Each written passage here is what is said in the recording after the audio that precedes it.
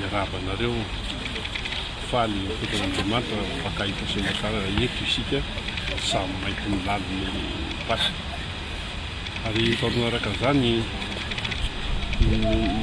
mitondra ny fisaoran'ny daholobe avy any amin'ny mainty milala indrindra fa ny sekoly manokana hoe raha mipankahita ianareo efa hoety le mbola averina ihany zany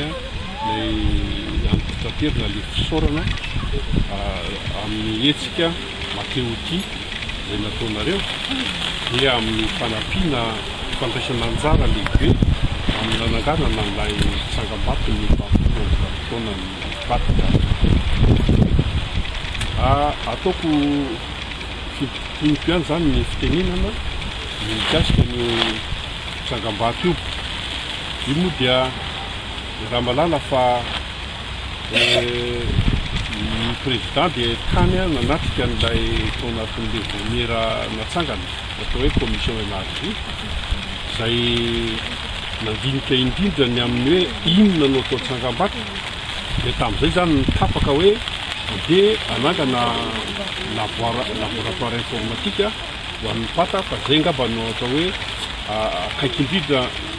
amin'ny filana rehetrarehetra ho an'io sekoly io mba azahoan'ny velatra